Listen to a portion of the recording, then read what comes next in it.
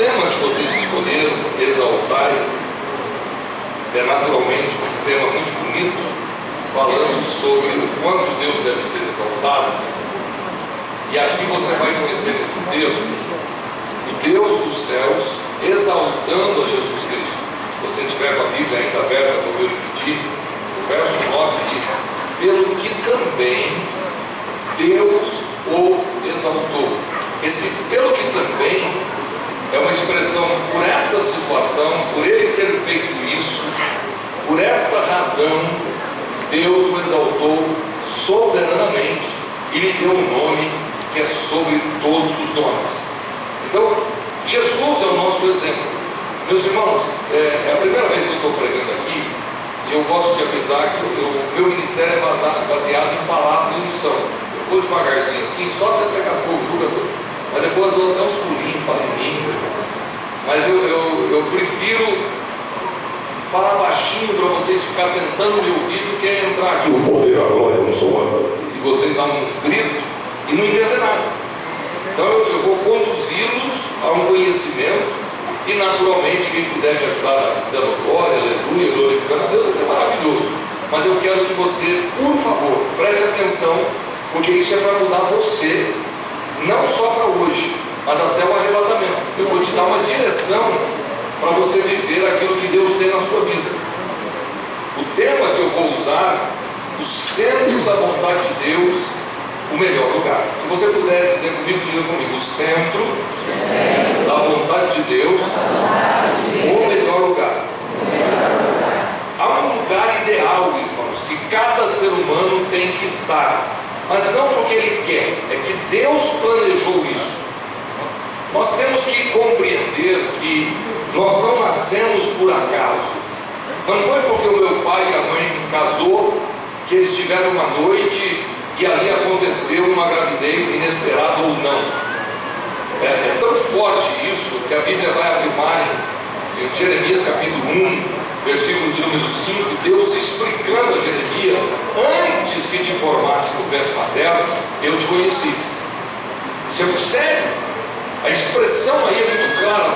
O próprio rei Davi vai dizer no capítulo Salmo 139, quando eu ainda estava informe, ainda em formação, o Senhor foi escrevendo cada uma das coisas que ia acontecer. Então, nós estamos nesta noite aqui, mas há um propósito. Eu não vim aqui porque eu sou pregador ou porque alguém me conhece. Há um plano de Deus. Deus está conduzindo o planeta. E nós muitas vezes pensamos que o diabo está destruindo, o diabo está matando. Meus irmãos, o diabo só tem ação na permissão de Deus. Você vai entender isso quando você lê capítulo 1 e 2 de Jó, quando o diabo diz: ele está bem assim, tem dinheiro, tem casa, tem saúde, por isso que ele te adora, mas toca nele, tira nele para ver se ele não... E Deus diz: vai lá, tira tudo que ele tem, mas não toca nele. Você vê o que é uma limitação? O diabo só vai te tentar até onde Deus permitir. Se Deus quiser mudar o governo brasileiro, ele tem poder para mudar? Tirar quem está na presidência e colocar outra pessoa? Ele tem poder de fazer mesmo sem eleição? O que você me diz? Alô, vocês estão comigo ou não? Deus, o eterno Deus do céu, tem poder. Apesar que nós temos que esperar um novo ano eleitoral. Não é ano de eleição para presidente, mas Deus determinar que ele vai tirar o presidente e vai colocar outro. Meus irmãos, ele é Deus. Ele não depende do calendário político do país.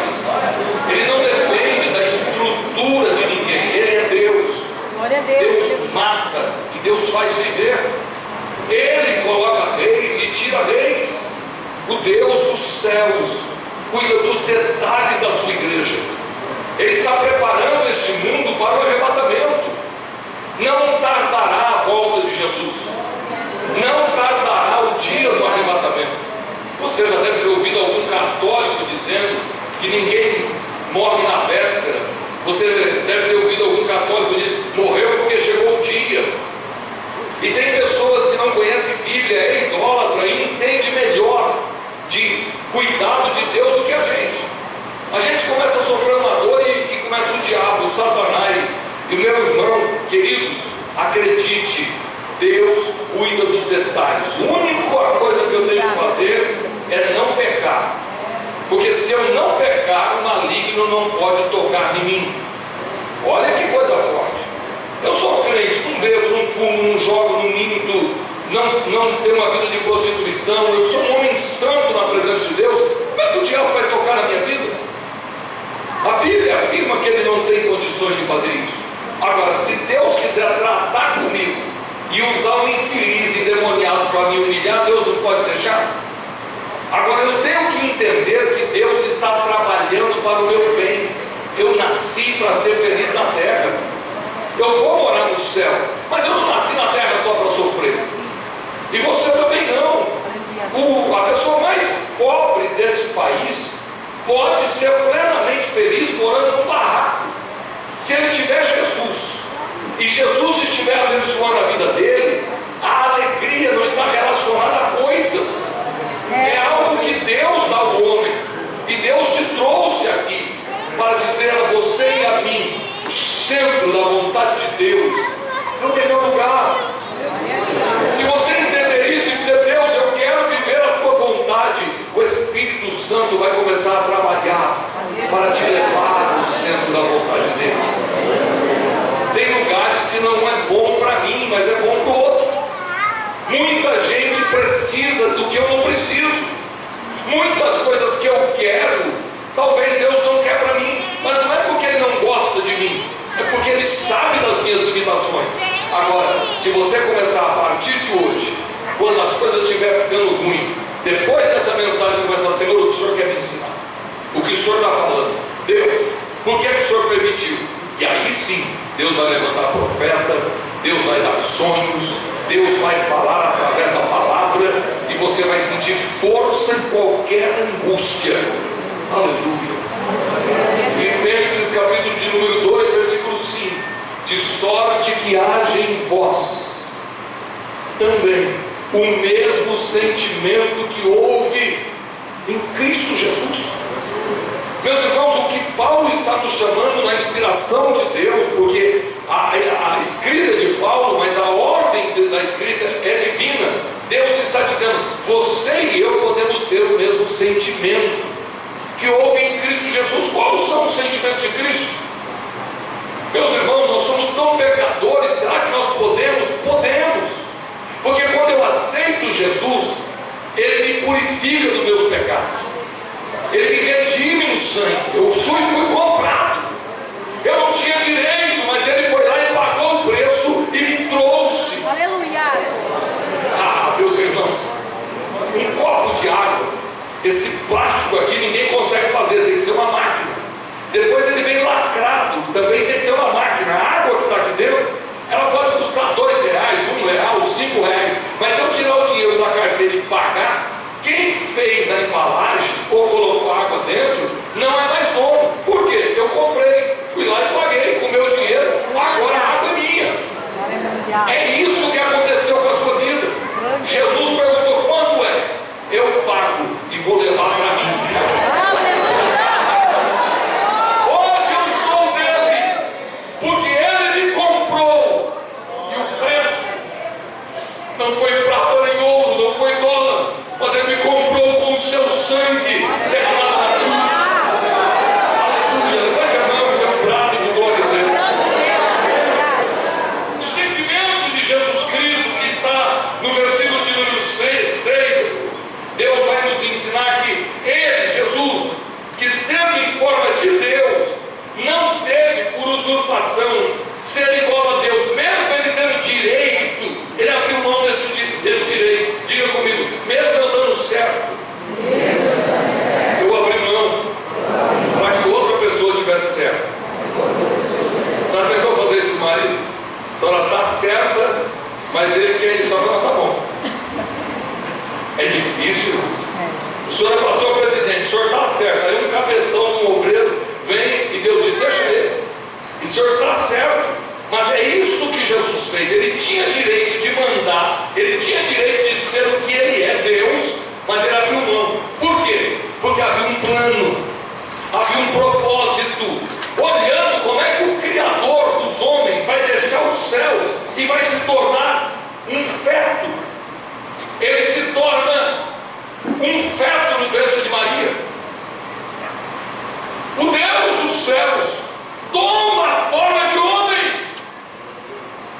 Por quê? Porque ele quer viver a vontade de Deus. É isso que ele vai dizer no Getsemane, quando ele está orando e sente a angústia do que vai acontecer na cruz. Você já deve ter ouvido alguém pregar ou cantar, ou você mesmo.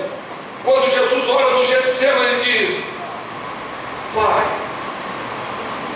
se possível, me tira dessa situação. Se for possível, passa esse cálice, mas todavia não se faça a minha vontade, mas a tua.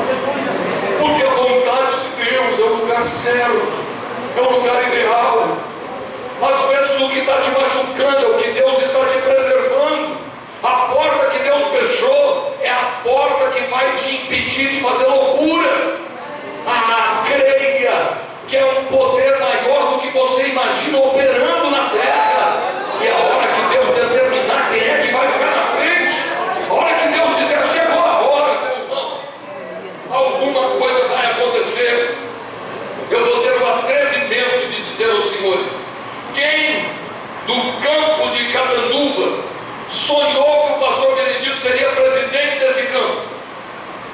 Quando o grande pastor Dutra deixou a presidência para o seu filho, um homem jovem, vaidoso, bonito, doutor, eu olho para o pastor Benedito, será que ele era um candidato a presidente?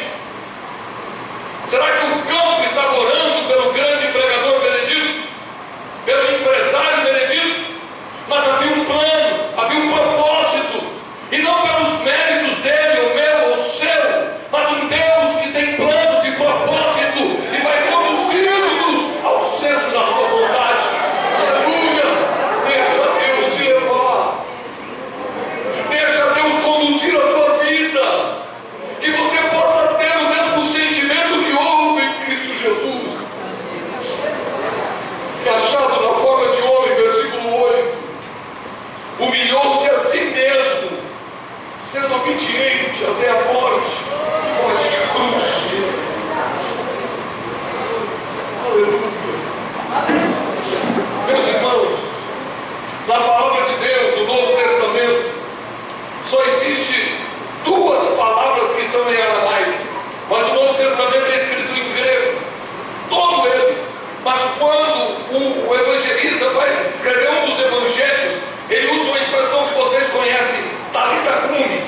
Aí abre parênteses, está escrito que traduzido é, mas está escrito no idioma original, que Jesus falava, agora vai.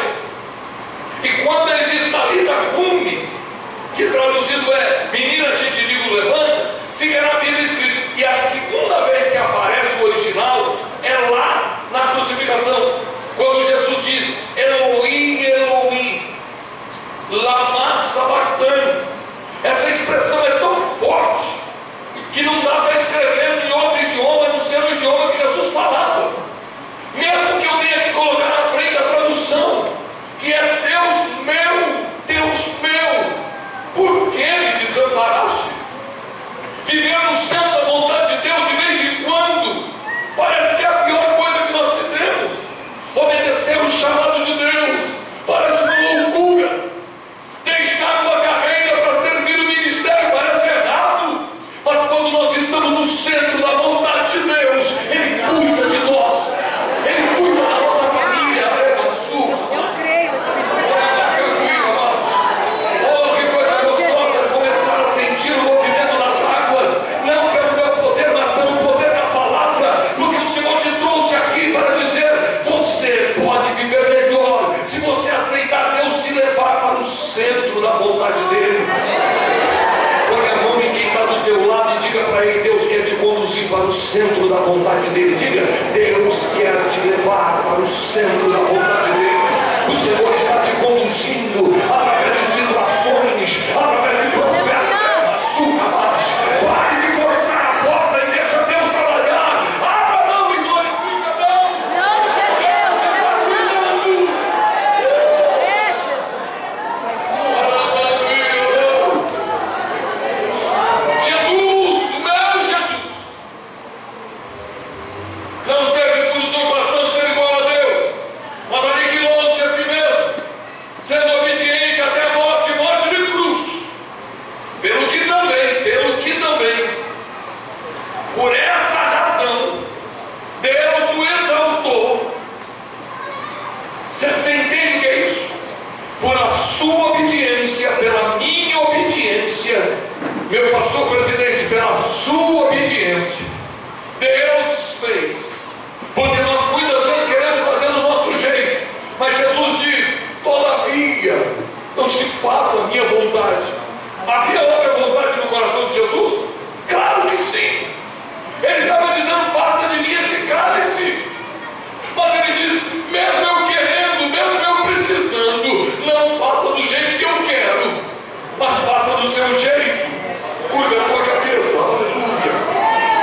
O Espírito Santo envolve algumas pessoas neste momento.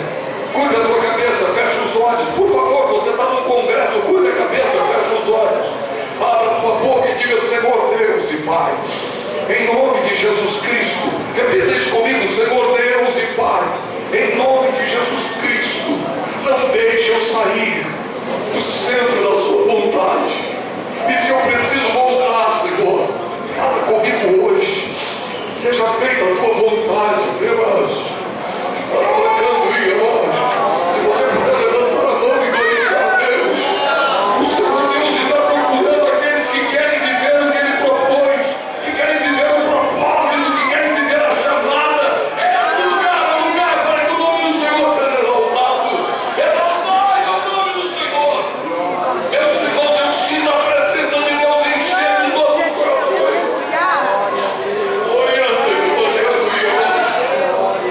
Dando glória a Deus e aleluia, porque tem alguns pentecostais aqui entendendo o que Deus está fazendo. Abre a tua boca com vontade ou sem vontade e diga glória a Deus. Esta casa vai ser tomada pela presença de Deus. Pegue na mão de quem está do seu lado, do lado direito e do lado esquerdo. Pegue na mão, peça licença, pegue na mão dele. Nós estamos num congresso, pegue na mão dele. Aperta a mão dessa irmã, aperta a mão desse irmão e diga: dá glória que Deus está trabalhando. Aperta a mão e diga: dá glória que Deus está trabalhando. Vai cair por terra qualquer que levante. Vai cair por terra aqueles que pensam que são grandes. Deus ainda trabalha em favor da sua igreja.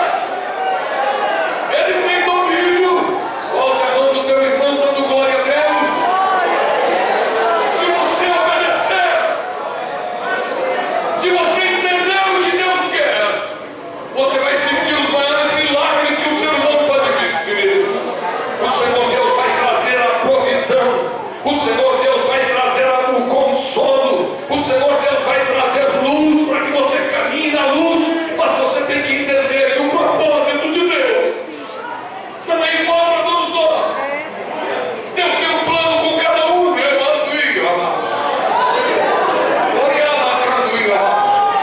Eu quero convidar os obreiros e os crentes que são cheios de Deus para me ajudar. Entrem, por favor, na comunhão, porque está acontecendo algo aqui no mundo espiritual. Satanás não tem poder sobre este ministério. Satanás não tem poder sobre a tua família. Satanás não tem poder para fazer aquilo que ele deseja se você se humilhar. Vai trabalhar. Quero que Deus me dê, meu amor.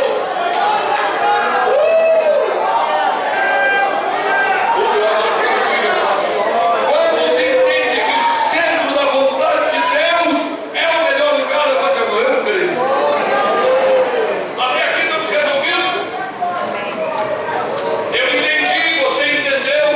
Agora vem a segunda parte da mensagem.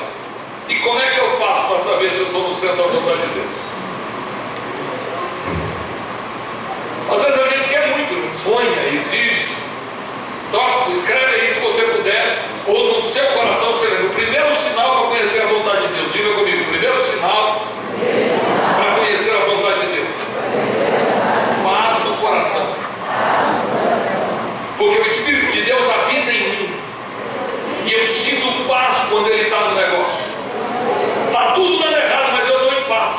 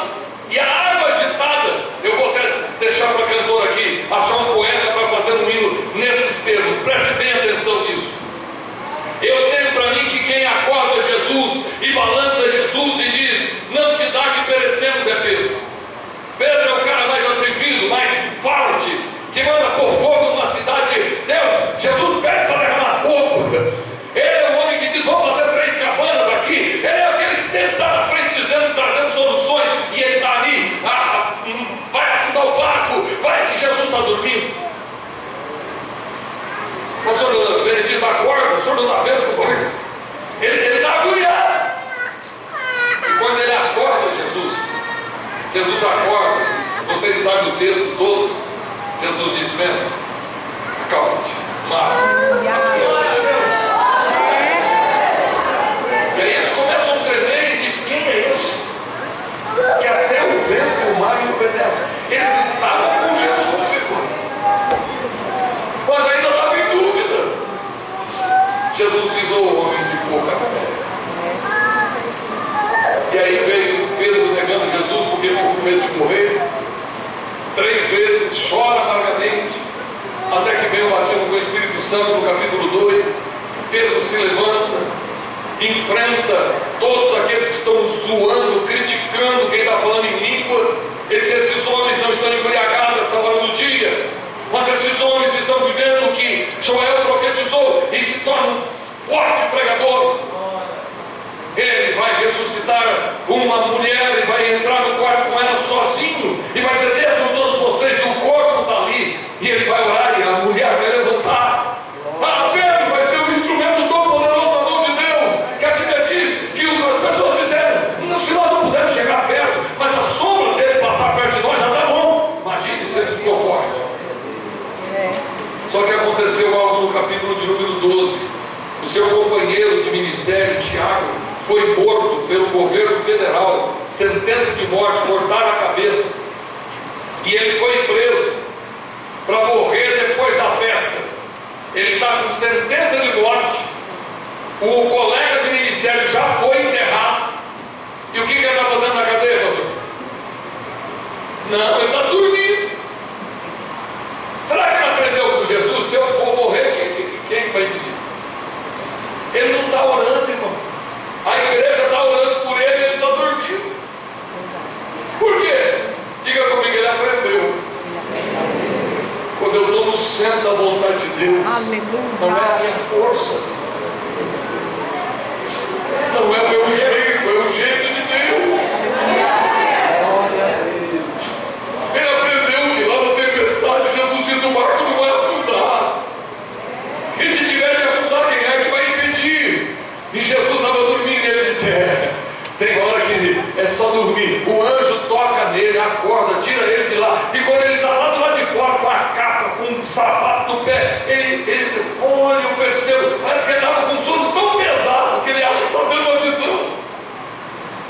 Queridos irmãos, o centro da vontade de Deus vai te trazer paz. Olha para quem está do seu lado e pergunta: você está sentindo paz? Segundo sinal para saber que você está no centro da vontade de Deus. Diga comigo, segundo sinal. Evidências de Deus agir. Diga comigo, evidências de Deus agir. Acontecem coisas que você não sabe explicar. Aquele menino rebelde mudou. O que aconteceu? O dinheiro que você ganhou não dá para pagar água, luz e aluguel e dar o dízimo e fazer conta. Você paga o dízimo, dá o dízimo, paga aluguel, paga água e luz, faz compra e sobe um pouquinho e diz: o que aconteceu? Você começa a perceber que alguma coisa não natural está acontecendo. Por quê? Quando eu estou no centro da vontade de Deus, começa a acontecer evidências de que Deus está comigo. Tem gente melhor do que eu, mas não vai onde eu vou. Tem gente com mais talento do que eu, mas não tem o que eu tenho. Por quê? Porque eu estou no centro da vontade de Deus. E aqui não está relacionado à minha capacidade teológica ou acadêmica, mas é a vontade de Deus que está se cumprindo.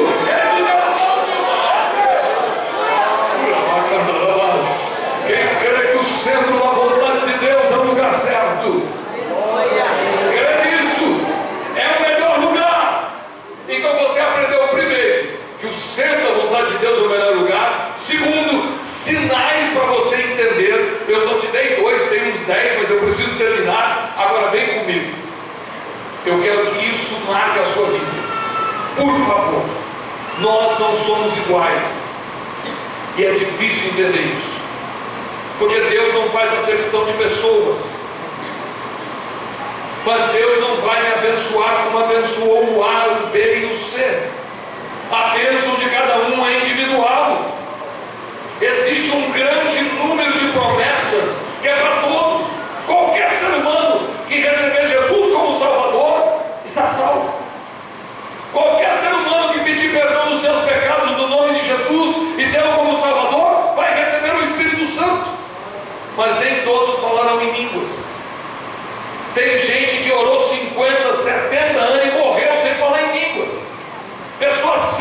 pura, que amou o Pentecoste, viveu dentro do Pentecoste, mas não conseguiu falar. E alguém diz: o que aconteceu? Por que um tribuloso é batizado e esse santo homem de Deus não será? Porque nós temos que entender que o centro da vontade de Deus não é igual. Tem gente que vai lutar e não vai conseguir nada. Você já viu que tem gente que a coisa é mais fácil? Ele compra um carro velho e o carro velho para de quebrar. Você compra um carro novo, o carro novo quebra. Como é que tribulação? Mas não é a sua força, nem a minha força, é o propósito de Deus. Deus vai te levar ao centro da vontade, mas o centro da vontade não é imitar alguém.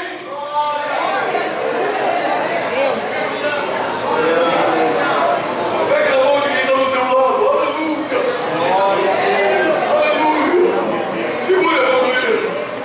De sorte que haja em vós o mesmo sentimento que houve também em Cristo Jesus. Pura bacana da moçura, mano. Aleluia, mano. Segura a mão desse crente, porque Deus vai renovar as tuas forças hoje aqui. O Senhor Deus está falando contigo que vai te levar ao melhor lugar que você pode estar. Eu quero ser pregador com a autoridade de Deus. Eu quero que o Espírito Santo dê sinais que Ele está me usando aqui. Segura a mão desse crente, aleluia. Todos os que estão presentes nesse recinto, abra a boca e diga comigo, aleluia. Não precisa fazer algo, mas por favor diga de novo, aleluia. Isso significa louvado seja Deus. Quem pode repetir? Aleluia, aleluia. Quem é batizado com o Espírito Santo vai ser renovado em línguas agora. Eu estou dizendo na autoridade do nome de Jesus Cristo: há um propósito de Deus na sua vida, há um propósito de Deus na tua família, há um propósito de Deus no seu chamado, há um propósito de Deus no ministério de Cataduva. Por isso nós precisamos aprender. Deus está no comando. Levante a mão desse crente para ver se ele dá um glória mais alto. Levanta a mão. Olha que bonito, a igreja glorificando. Salva a mão dele e continue adorando a Deus. Eu vim aqui para ser pregador, mas eu vim aqui para ser instrumento de Deus. Prepare para viver sinais de Deus. Prepare para sentir o gozo de Deus na tua alma. Porque quando você se diz,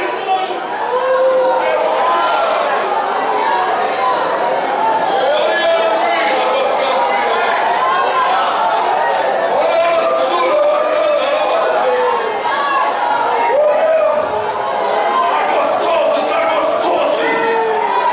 Abre a Bíblia comigo. Nós vamos ler Romanos capítulo 12. Rogo, pois, irmãos, pela compaixão de Deus, que apresentei os vossos corpos em sacrifício vivo, santo e agradável a Deus, que é o vosso culto racional. E não vos conformeis com este mundo, mas transformai-vos pela renovação do vosso entendimento, para que experimentei qual seja a boa, agradável e perfeita vontade de Deus. Diga comigo: a boa, perfeita e agradável vontade de Deus. Segura a Bíblia aberta e olha para mim. O que Deus está dizendo: eu vou mudar a sua mente, eu vou transformar os seus pensamentos, para que você possa viver a boa e perfeita e agradável vontade de Deus. Eu vou pedir para colocar na tela para mim, por favor, o versículo 13. Romanos 12 e 13. Olha o que está escrito aqui. Porque Romanos 12, ele vai colocar Romanos 12 e o versículo 3. Romanos, na Filipenses. Eu vou ler enquanto ele coloca: porque pela graça que me é dada, digo a cada um dentre vós, que não saiba mais do que convém saber, mas que saiba com temperança, conforme a medida. É 3, meu filho. Romanos 12, 3. Vamos de novo. Porque pela graça que me é dada, digo a cada um dentre vós, que não saibais mais do que convém saber, mas que saiba com temperança, conforme a medida da fé. Agora chegou aí. Conforme a medida da fé. Lê o resto para mim, igreja. Conforme a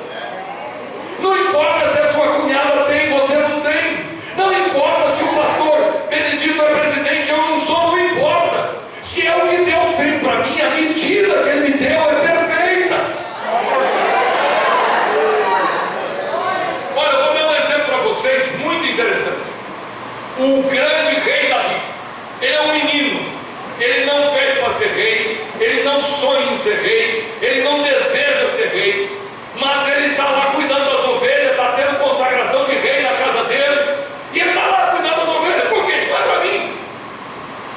Mas Deus manda chamar, e quando ele entra, Deus diz: aí está o homem, puxa ele.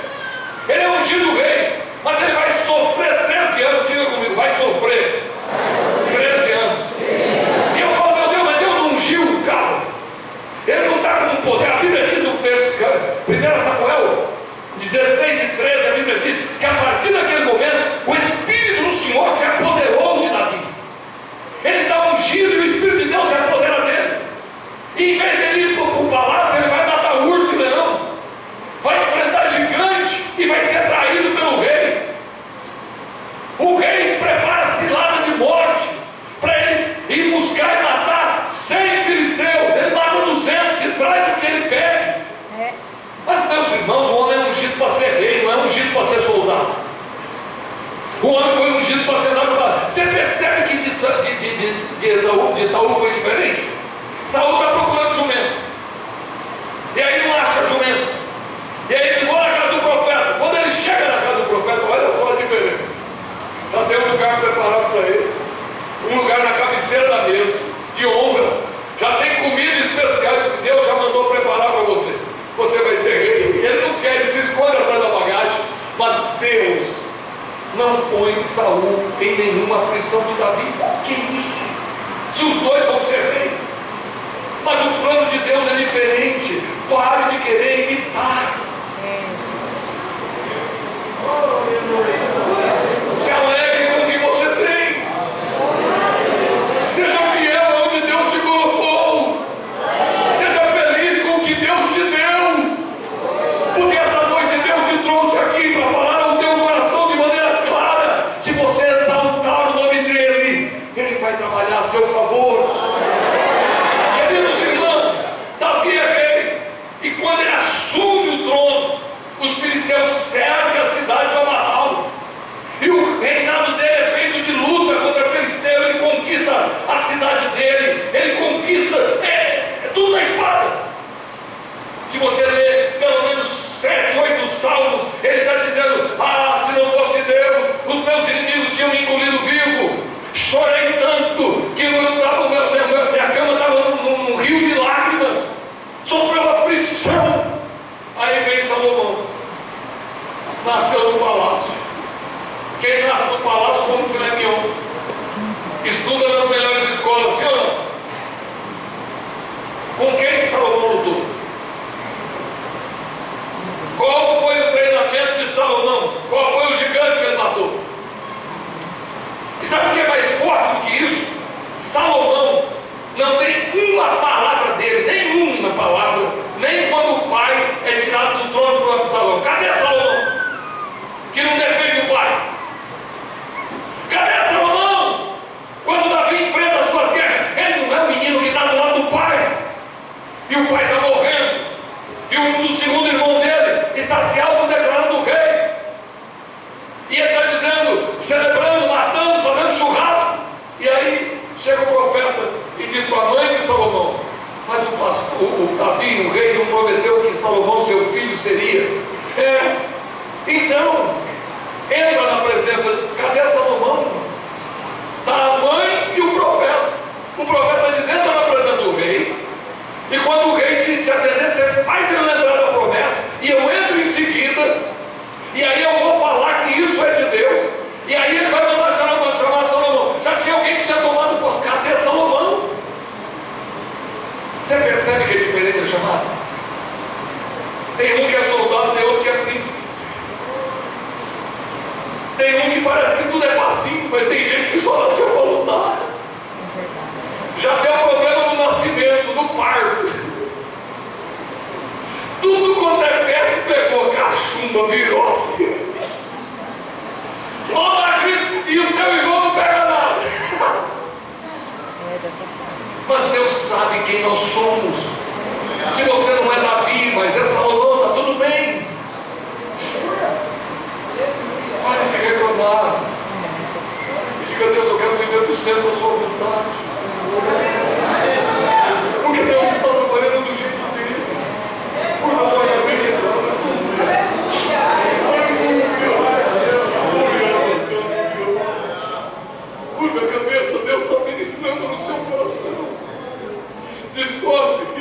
vós o mesmo sentimento que houve também em Cristo Jesus. Aleluia! Se você puder abrir a boca e dizer: Deus, faça-se a tua vontade, não a minha. Solte a tua voz. Me diga com fé: Deus, faça-se a sua vontade, não a minha. Arabacandria, mano. Urabacandria, basura, mano. Não tenha medo da luta, não tenha medo da tribulação, não tenha medo daqueles que se levantam. Continue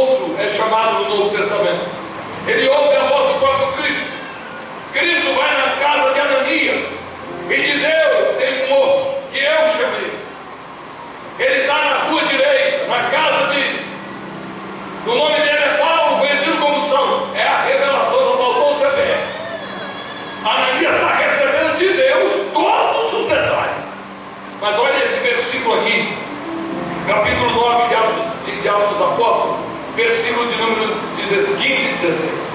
Disse, porém, o Senhor: vai, porque esse é para mim um vaso escolhido. Diga comigo, um vaso escolhido, para levar o meu nome aos gentios, diante dos gentios e dos reis e dos filhos de Israel. Agora olha o versículo 16. Se é gostoso, e eu lhe mostrarei o quanto deve padecer pelo meu nome. Fala bem baixinho comigo, chamado para padecer. Toda essa glória, toda essa unção, a gente recebe uma palavra forte, a gente já está chorando e pulando num pé só. Paulo está tendo um contato direto com o próprio Cristo. Mas a palavra é: eu vou mostrar para ele o quanto ele deve sofrer pelo meu nome. Agora me diga, Paulo vai ser feliz sofrendo? Não é melhor o palácio? Não é melhor a fama? Não, irmãos, o melhor é ser feliz. E para ser feliz nós temos que crer que o Pai quer dar a nós o melhor. Abra sua Bíblia comigo, por favor. Eu quero ler com vocês Atos 21. Eu já estou terminando. É muito importante que você leia Atos 21. Versículo de número 10. Eu vou esperar vocês achar Atos 21 e 10. É bom pregar lendo tudo. Menos grito e mais grito. Verso 10. E demorando-nos ali por muitos dias, chegou da Judéia um profeta por nome Ágabo. Diga comigo, chegou o profeta. E vindo, não é um profeta qualquer, a Bíblia está dizendo que ele era um profeta. E vindo ter conosco, tomou a cinta de Paulo. Diga, tomou a cinta de Paulo. E olha o que diz o versículo: ligando os seus próprios pés e mãos, disse: isso diz o Espírito Santo, assim ligarão os judeus em Jerusalém o varão de quem resta assim, e o entregarão na mão dos gentios. E ouvindo nós isso, o que está escrito aí? Lê para mim. Ouvindo nós isso, tanto nós como os que eram daquele lugar, e não subisse a Jerusalém. Deixa o versículo na tela, olha para mim aqui. O profeta chegou, tirou o cinto de Paulo, amarrou a mão e o pé dele, e disse: desse jeito, vamos fazer com o dono desse cinto em Jerusalém. Ele vai ser amarrado, vai ser preso. Então é uma profecia mostrando o que vai acontecer. E aí o povo começa a rogar. Você sabe a diferença de pedir e rogar? Você sabe? Pedir assim: por favor, dá para você ir lá. Eu queria que você fosse comigo. Rogar assim: pelo amor de Deus, por tudo que é sagrado. Rogar é se jogar. Eles estão rogando para Paulo não ir para Jerusalém. Por quê? Porque você vai ser preso em Cristo. Olha o Deus falando aí. Mas o que aconteceu no capítulo 9 do início do ministério dele? Eu vou provar para ele o quanto ele tem que sofrer pelo meu nome. Vamos ver o versículo seguinte? Versículo seguinte, olha que bonito. Verso 13. Mas Paulo respondeu: que fazeis vós chorando e magoando o meu coração? Porque eu estou pronto, não só a ser ligado, mas ainda morrer em Jerusalém, pelo nome do Senhor.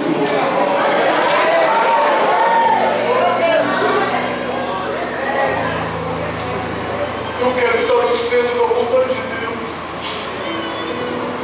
É o melhor lugar. Oh, meus irmãos, quanta gente perdeu a fé no auge do ministério. Quanta gente famosa se destruiu, porque eles forçaram até a porta abrir, mas não se sustentaram. Estrela errante. Sabe o que é uma estrela errante? É aquela estrela que cai assim, ela brilha mais do que as outras e passa no céu e some. E alguns pregadores são estrelas errantes. Alguns cantores são estrelas errantes. Aparece e some. Porque nós temos que entender que se Deus quer me levar a Jerusalém para ser preso, se Jesus está dizendo: você precisa ir falar aos gentios, gentios.